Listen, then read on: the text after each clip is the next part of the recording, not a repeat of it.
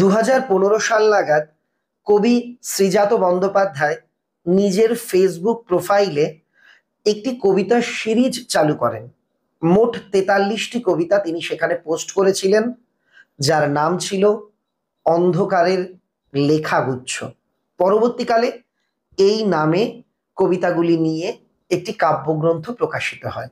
সেই কাব্যগ্রন্থের মধ্যে থাকা চতুর্দশতম মানে 14 সংখ্যক কবিতাটি আমাদের উচ্চ মাধ্যমিক শিক্ষা সংসদ দ্বাদশ শ্রেণী অর্থাৎ ক্লাস 12 সেমিস্টার 3-এর জন্য বা থার্ড সেমিস্টারের জন্য নির্বাচন করেছে।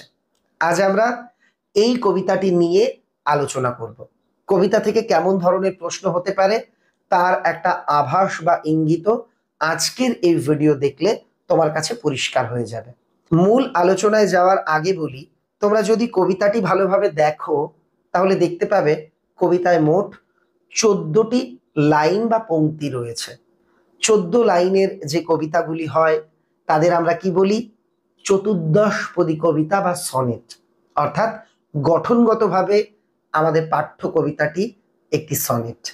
2015 সাল ঢাকায় 21শে বইমেলা চলছে। সেই বইমেলাতে 26শে ফেব্রুয়ারি তারিখে একজন মুক্তমনা ভ্লগারকে নৃশংসভাবে হত্যা করা হয়।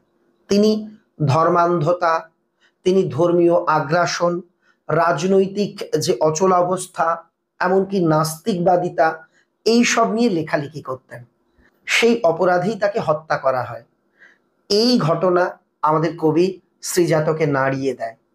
তিনি হাতে কলম তুলে নেন। ধর্মীয় মৌলবাদ, ধর্মীয় বিভাজন, ধর্মীয় আগ্রাসনের বিরুদ্ধে তিনি লিখে ফেলেন এই অসাধারণ কবিতাটি। আজকের দিনে আমাদের এই অন্ধকারের লেখাগুচ্ছ বা চতুর্দশতম কবিতাটি অত্যন্ত প্রাসঙ্গিক। যা ধারণ করে তাই তো ধর্ম, কিন্তু আজ আমরা ধর্ম বলতে বুঝি হিন্দু, মুসলমান, বৌদ্ধ, খ্রিস্টান এগুলি। আজ আমরা নিজেকে ধার্মিক প্রমাণের জন্য অন্য ধর্মের সঙ্গে সংঘর্ষে লিপ্ত হয়ে পড়ি, কিন্তু সত্যি কি এগুলো ধর্ম? কি বলছেন কবি শ্রীজাত? শুনবো, দেখব, আলোচনা করব। তার আগে একটা ছোট্ট অনুরোধ, ভিডিওটা ভালো লাগলে লাইক করে দিও। ক্লাস 12 থার্ড সেমিস্টারের এই পাঠ্য কবিতার আলোচনামূলক ভিডিওটি তোমার বন্ধুদের সঙ্গে ফেসবুক, হোয়াটসঅ্যাপ, টেলিগ্রাম, তোমাদের যে গ্রুপগুলো রয়েছে সেখানে শেয়ার করে দিও।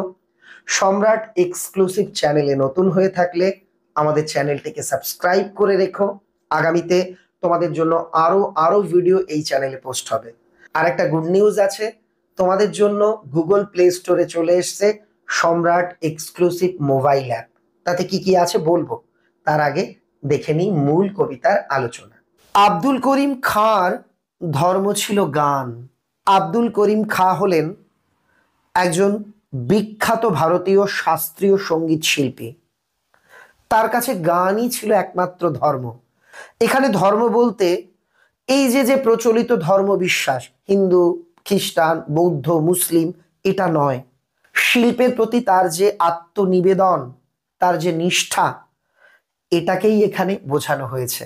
অর্থাৎ আব্দুল করিম খাঁয়ের ধর্ম কি? উত্তর আসবে, আব্দুল করিম খাঁ ছিলেন একজন স্বনামধন্য শাস্ত্রীয় সঙ্গীত শিল্পী। তিনি নিজে সঙ্গীতের মূর্ছনায় মগ্ন থাকতেন। তার ধর্ম ছিল তাই গান। আইনস্টাইনের ধর্ম ছিল দিগন্ত পেরোনো। বিশ্ববিখ্যাত বিজ্ঞানী অ্যালবার্ট আইনস্টাইনের ধর্ম ছিল বিজ্ঞানের নতুন নতুন আবিষ্কারের মধ্যে দিয়ে দিগন্তের সীমাকে অতিক্রম করা। অর্থাৎ তার কাছে ধর্ম তাই সীমাকে অতিক্রম করে এগিয়ে চলা, দিগন্তকে পেরোনো। বিজ্ঞানের নানান আবিষ্কার, যেমন আপেক্ষিক তত্ত্ব, ভর শক্তি সমতুল্যতার সূত্র, এইসব বিখ্যাত কালজয়ী আবিষ্কারের মধ্যে দিয়ে তিনি দিগন্তকে পেরিয়ে গেছেন। এটাই তার ধর্ম। কবিরের ধর্ম ছিল সত্যের বয়ান। কবির কে ছিলেন? মধ্যযুগের ভারতবর্ষে যে ভক্তি আন্দোলন হয়েছিল তার অন্যতম এক কাণ্ডারি ছিলেন কবির। তিনি ছিলেন এক ভারতীয় মরমী কবি, যিনি সমাজের কুসংস্কারের বিরুদ্ধে কথা বলতেন। তার ধর্ম ছিল তাই সত্য ও মানবতার পক্ষে কথা বলা। তিনি কোনো নির্দিষ্ট ধর্মকে কখনো শ্রেষ্ঠত্বের শিরোপা দেননি। তিনি সত্যবাদিতাকে, সত্য পথে চলাকে চিরকাল সর্বোচ্চ স্থান দিয়েছেন। তাই কবিরের ধর্ম সত্যের বয়ান। বাতাসের ধর্ম শুধু না থামা কখনো। বাতাস চিরকালই প্রবাহমান। বাতাসের ধর্ম হলো না থেমে চলতে থাকা। ঠিক একইভাবে মানুষেরও উচিত ধর্মের বেড়াজালে আবদ্ধ না থেকে সত্যের পথে অবিরাম গতিতে, দুর্নিবার গতিতে এগিয়ে চলা। ভ্যান গঘের ধর্ম ছিল উন্মাদনা, আঁকা। ভিনসেন্ট ভ্যান গগ ছিলেন বিখ্যাত চিত্রশিল্পী। তার ধর্ম ছিল তীব্র আবেগের সঙ্গে ছবি আঁকা। এখানে উন্মাদনা বলতে গিয়ে সৃষ্টির প্রতি তার অগাধ নিষ্ঠা, শিল্পের প্রতি তার পাগলামি, তার অনুরাগ, তার আত্মনিবেদন, সেটাকেই কিন্তু এখানে বোঝানো হয়েছে। যে ভ্যান গগ, তার কাছে ধর্ম ছিল তার আঁকা, তার শিল্প, তার রং তুলি। অর্থাৎ বিশ্ববিখ্যাত চিত্রকর ভ্যান গগ তার রং তুলির মাধ্যমে মনের সৃষ্টি সুখের উন্মাদনাকে তুলে ধরতেন। এটাই তার ধর্ম। গার্সিয়া লোরকার ধর্ম কবিতার জিত। গার্সিয়া লোরকা ছিলেন স্পেনের এক বিখ্যাত কবি ও নাট্যকার। তার ধর্ম ছিল অন্যায়ের বিরুদ্ধে কলম ধরা। তিনি ফ্যাসিবাদের বিরুদ্ধে দাঁড়িয়ে নিজের জীবনকে উৎসর্গ করেছিলেন। শাসকের হাতে লোরকা নিহত হলেও তার সৃষ্টি কিন্তু থেমে থাকেনি। তার কবিতাই তাকে পৌঁছে দিয়েছে বিশ্ববাসীর দরবারে, তাকে এনে দিয়েছে মানব হৃদয়ে অমরত্বের আসন। তাই লোরকার ধর্ম কবিতার জিত। লেনিনের ধর্ম ছিল নতুন পতাকা। লেনিনকে, ভ্লাদিমির লেনিন ছিলেন রুশ বিপ্লবের অন্যতম প্রধান নেতা। তার ধর্ম ছিল সমাজতান্ত্রিক বিপ্লবের মাধ্যমে নতুন সমাজ গঠন। এখানে নতুন পতাকা বলতে সেই নতুন সমাজ গঠনেরই ইঙ্গিত দেওয়া হয়েছে। তিনি শ্রমজীবী মানুষের দাবি দাবাকে নিয়ে নতুন দিনের পতাকা উত্তোলন করতে চেয়েছিলেন। তাই লেনিনের ধর্ম নতুন পতাকা। আগুনের ধর্ম আজও ভস্যের চরিত। আজও দেখা যায় আগুনের ধর্ম হলো সবকিছুকে পুড়িয়ে দেওয়া, সবকিছুকে ভস্যে রূপান্তরিত করা। এটা একটা প্রতীকী পংক্তি বলা যেতে পারে। এর দ্বারা বোঝানো হয়েছে, এই যে পংক্তি, এই যে লাইন, তার দ্বারা বোঝানো হয়েছে শক্তি চিরকালই নিজের ধর্ম মেনে চলে। আগুনের ধর্ম সবকিছুকে ভস্মীভূত করা, অর্থাৎ শক্তি চিরকাল নিজের ধর্ম মেনেই চলে।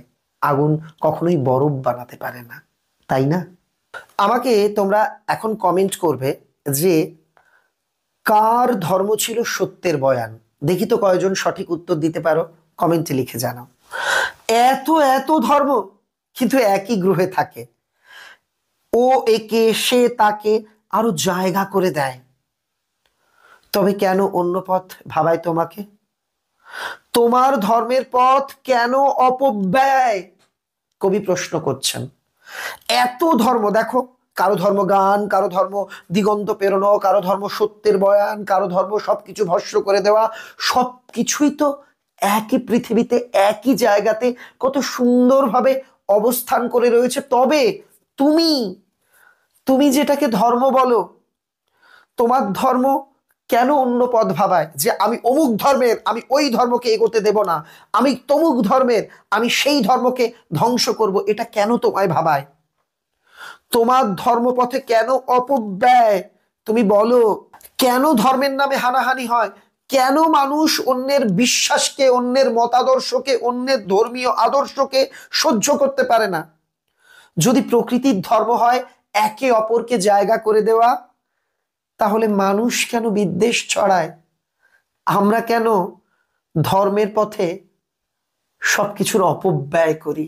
কবিতার অন্তিম দুটি পংক্তিতে কবি যেন গর্জে উঠেছেন। তিনি বলছেন, যে তোমাকে শিখিয়েছে দখলের কথা, যে তোমায় শেখায় দখলদারির কথা, যে তোমাকে শিখিয়েছে দখলদারির কথা, যে অন্যের ধর্মীয় প্রতিষ্ঠান দখল করো, অন্যকে দেখে অমুক স্লোগান দাও, অমুককে আগুন দিয়ে পুড়িয়ে দাও, অমুককে ধ্বংস করো, ভেঙে দাও, এই যে দখলদারির কথা যে তোমায় শিখিয়েছে, যেন সে ধর্মই নয়। কোন ধর্ম পৃথিবীতে শেখায় না অন্য ধর্মকে পুড়িয়ে দাও, জ্বালিয়ে দাও, ভেঙে দাও, গুড়িয়ে দাও, অন্যকে ধ্বংস করো। এগুলো কোনো ধর্ম শেখায় না। যদি কেউ শেখায় সেটা ধর্ম নয়, সেটা প্রাতিষ্ঠানিকতা। অর্থাৎ যে ধর্ম দখল করতে শেখায় সেটা প্রকৃত ধর্ম হতেই পারে না, বরং সেটা হলো প্রাতিষ্ঠানিক নিয়ম। ধর্ম কখনোই দখলদারি, সংকীর্ণতা এই শিক্ষা আমাদের দেয় না। প্রকৃত ধর্ম হলো সহনশীলতা, মানবতা আর সত্যের অন্বেষণ। এই হলো সম্পূর্ণ কবিতার আলোচনা। কেমন লাগলো আমাকে লিখে জানিও। কবিতাটার পড়বার পর তোমার অনুভূতি কি সেটা যদি তুমি 2-3 লাইন আমায় লিখে জানাও, আমার ভালো লাগবে। এবার আমরা কবিতা থেকে কেমন ধরনের প্রশ্ন আসবে সেটা নিয়ে আলোচনা করব। তবে তার আগে 2-3টে কথা বলি। এক, যারা লাইক করতে ভুলে গেছো, যদি ভিডিওটা ভালো লাগে লাইক করে দিতে পারো। দ্বিতীয়, তোমরা অনেকেই জানতে চাইছো, স্যার আপনার লেখা ক্লাস 12 থার্ড সেমিস্টারের সম্রাট এক্সক্লুসিভ বইগুলো কবে বেরোবে? সবুজ রঙের এবার সম্রাট এক্সক্লুসিভ হতে চলেছে থার্ড সেমিস্টারের জন্য। বইগুলি তোমরা আগামী 7 থেকে 10ই এপ্রিল, আগামী সপ্তাহের মধ্যেই পেয়ে যাবে, নিশ্চিন্তে থেকো। আর বলেছিলাম অ্যাপ নিয়ে বলবো। তোমরা গুগল প্লে স্টোরে গিয়ে সম্রাট এক্সক্লুসিভ, এই ইউটিউব চ্যানেলের নাম যেটা, সেটা লিখে সার্চ করলে আমাদের অ্যাপ পাবে। অ্যাপটা ডাউনলোড করো, মোবাইল নাম্বার ওটিপি দিয়ে ভেরিফাই করিয়ে নাও, এরপর তোমার নাম, ইমেল আইডি দাও। ইমেল আইডি দিলে তোমরা অ্যাপটা খুলে যাবে। অ্যাপটা খুলবার পর দেখবে এরকম বাঁ হাত যেদিকে ফোনের, তার উপরের দিকে এরকম 3টে সমান্তরাল লাইন আছে বা 3 ডট আছে। ওখানে ক্লিক করে তোমরা একটা অপশন পাবে ফ্রি মেটেরিয়ালস, প্রথমে ডকুমেন্ট। থার্ড সেমিস্টার অপশনে গেলে তোমরা সেখানে কিন্তু তোমাদের বাংলা পাঠ্য বই, টেক্সট বইটা পিডিএফ আকারে পেয়ে যাবে। এখনো স্কুল থেকে বই দেয়নি, দিতে একটু দেরি হবে আমরা জানতে পাচ্ছি। তুমি এখনই তোমাদের জন্য যা যা গল্প কবিতা ছিল সেগুলো আমি আলাদা করে জোগাড় করে পিডিএফ করে ওখানে দিয়ে দিয়েছি, তোমরা ওখান থেকে পড়তে পারবে। দ্বিতীয় অপশন থাকবে ভিডিওস। থার্ড সেমিস্টারের জন্য যত ভিডিও পোস্ট করব তোমরা সেইখানে গেলে দেখতে পাবে। আর তৃতীয় অপশন থাকবে টেস্ট। থার্ড সেমিস্টারটা যেহেতু পুরো এমসিকিউ বেস, আমি প্রচুর এমসিকিউ এর পরীক্ষা আগামীতে তোমাদের জন্য আপলোড করব, এখনো করিনি, কয়েকটা দিন লাগবে। ওই জায়গাতে তোমরা টেস্ট পরীক্ষা দিতে পারবে, সবকিছুই বিনামূল্যে। তবে এখানে আরেকটা ঘোষণা আছে, অনেকে আমার কাছে আবদার করেছিল, স্যার আপনার কাছে বাংলা পড়তে চাই, কারণ আমাদের এলাকাতে শিক্ষক পাচ্ছি না, কিংবা আমাকে অনেক দূর যেতে হচ্ছে স্যার, পাচ্ছি না, কিংবা স্যার আমাদের এলাকাতে স্যার তো আছেন কিন্তু তার কাছে আমার টাইম মিলছে না, আমি কি করব? সত্যি কথা বলতে অনলাইনে পড়ানোর মতো যোগ্যতা আমার আছে বলে আমি আজও মনে করি না। তবুও তোমাদের আবদারে বাধ্য হয়ে আমি ক্লাস 12-এর জন্য অনলাইনের একটা ব্যাচ চালু করেছি, খুব অল্প মূল্য। একবার ওই অ্যাপে গেলেই তোমরা ব্যানার দেখতে পাবে, সেখানে একটা 11-এর আছে, একটা 12-এর আছে। তোমরা ভালো করে বুঝবে তোমাদের জন্য 12-এরটা। 12-এর অপশানে ক্লিক করে তোমরা সেখানে একটা ন্যূনতম ফি আছে, সেটা পেমেন্ট করে দিলে 1 বছরের জন্য, অর্থাৎ থার্ড এবং ফোর্থ সেমিস্টার দুটোর জন্য আমার ক্লাস সেখানে তোমরা পাবে। আমি অনলাইনে কিছু রেকর্ডেড ভিডিও দেব, সেগুলো ইউটিউবের এই ভিডিওর থেকে আরো বেশি আলোচনা হবে।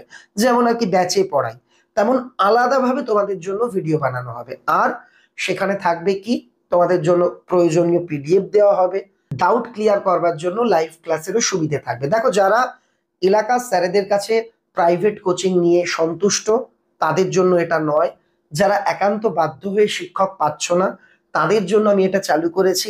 তোমরা চাইলে অনলাইন ব্যাচে যুক্ত হতে পারো। যদি মনে করো যে না, ইউটিউবে ভিডিও দেখেই তোমরা সন্তুষ্ট, তাহলে যুক্ত হওয়ার দরকার নেই। ইউটিউবে যেমন আলোচনামূলক ভিডিও আসছে, আজ যেমন পড়িয়ে দিলাম এভাবেই পড়াবো। তুমি বলো আজকের ক্লাসটা কি খারাপ লেগেছে? যদি না লেগে থাকে তাহলে এই রকম ক্লাসও তোমরা কিন্তু ইউটিউবে পাবে। এবার বলি কেমন ধরনের প্রশ্ন হতে পারে। অন্ধকারের লেখাগুচ্ছ কবিতাটি মূল কাব্যগ্রন্থের কততম কবিতা? 14 সংখ্যক কবিতা। নেক্সট, কবি শ্রীজাতের সম্পূর্ণ নাম কি? শ্রীজাত বন্দ্যোপাধ্যায়, মানে 4টে অপশন থাকবে, চুজ করতে হবে। আমি তোমাদের কয়েকটা স্যাম্পল বুঝিয়ে দিচ্ছি। ধর্ম ছিল গান, কার ধর্মগান ছিল? আব্দুল করিম খাঁয়ের ধর্মগান ছিল। আব্দুল করিম খাঁ অপশনটা তোমরা সিলেক্ট করবে। ধরো তোমাকে শূন্যস্থান দেওয়া হলো এইভাবে, কবিরের ধর্ম ছিল ড্যাশ বয়ান, তাহলে উত্তর হবে সত্যের বয়ান, ড্যাশের জায়গাতে সত্য অপশনটা বসবে। তারপর ছিল ধর্ম ছিল নতুন পতাকা, কার ধর্ম ছিল নতুন পতাকা? লেনিনের। এই ধরনের এমসিকিউ কিন্তু তোমরা পরীক্ষাতে পেতে চলেছো। এখানে একটা স্পেশাল টিপস আমার বাড়িতে যারা পড়তে আসবে তাদেরও আমি বলবো, যারা অনলাইনে পড়বে তাদেরও বলবো, তোমাদেরও বলছি। আর হ্যাঁ, অনলাইন ক্লাস শুরু হচ্ছে কিন্তু 15 এপ্রিল তারিখ থেকে। যেটা বলছি তোমাদের সেটা হলো, কবিতাটা তোমরা, ছোট্ট কবিতা, মাত্র 14টা পংক্তি আছে, কবিতাটা তোমরা মুখস্থ করে ফেলো। যেমন ছোটবেলায় 8 লাইন 10 লাইন কবিতা লিখতে না দেখে তেমন ভাবে। এতে লাভ কি হবে? তোমাদের মাত্র 2টো কবিতা আছে, দিগ্বিজয়ের কবিতা আর অন্ধকারের লেখাগুচ্ছ। দিগ্বিজয়ের কবিতা আগামীকাল পরশুই পোস্ট করে দেবো। এই দুটো কবিতা থেকে 7টি এমসিকিউ থাকবে। 40 নাম্বারের পরীক্ষা হচ্ছে থার্ড সেমিস্টারে, 40টা এমসিকিউ, তার মধ্যে 7খানাই থাকবে এই দুটি কবিতা থেকে। তাই কবিতা দুটি ছোট্ট ছোট্ট, এই কবিতা দুটি যদি তোমরা ভালো করে মুখস্থ রাখতে পারো, কবিতার যে কোনো এমসিকিউ কিন্তু তোমরা অনায়াসে অ্যাটেন্ড করতে পারবে। তাই আমার অনুরোধ, কবিতাগুলো মুখস্থ করে রেখো, কেমন? আজকে তবে চলি, দেখা হচ্ছে খুব তাড়াতাড়ি পরবর্তী ভিডিওতে। সবাই ভালো থেকো। ভিডিওটা দেখবার জন্য, লাইক করবার জন্য এবং শেয়ার করবার জন্য অনেক অনেক ধন্যবাদ।